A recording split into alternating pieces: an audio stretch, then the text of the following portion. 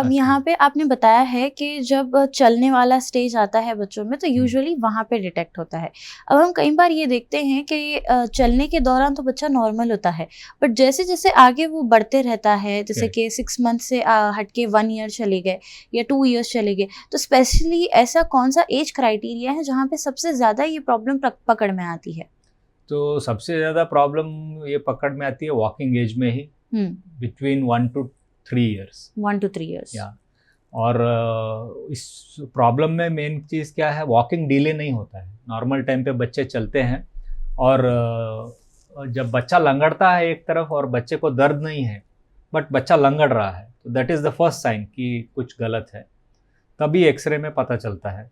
और ऐसे केसेस में यूजुअली कभी कभी अगर गांव में रहते हैं तो बोलते हैं कि ठीक है अपने आप बढ़ते हुए नॉर्मल हो जाएगा, बट ऐसा नहीं है।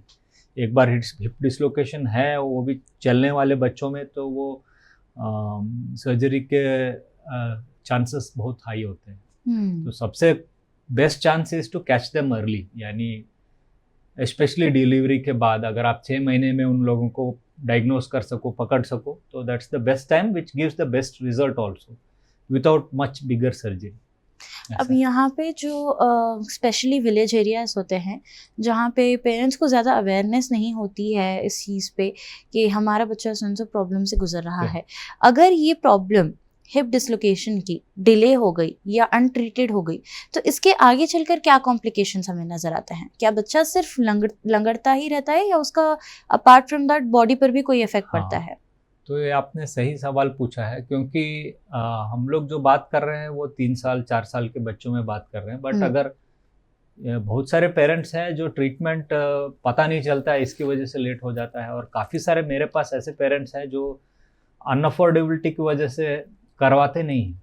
जी। तो क्या हुआ, 9 ईयर्स 10 ईयर्स जैसे होता है तब आते हैं ट्रीटमेंट के लिए, और तब उनका लंगड़ना भी ज़्यादा होता है और पैर जितना पहले छोटा था वो और टाइम के साथ छोटा होने लगता है। अगर इसको सेकेंड डिकेड यानी 10 से 20 साल के उम्र में भी नेग्लेक्ट किया जाए तो बैक पेन शुरू होता है, क्योंकि रीढ़ की हड्डी मुड़ने लगती है, और साथ ही साथ लंबर एंड लोअर लेवल जो डिस्क है वो डिजेनरेशन, बैक पेन शुरू होता है, और उसके साथ साथ दूसरे घुटने पे भी स्ट्रेस पड़ के आर्थराइटिस का चांसेस रहता है।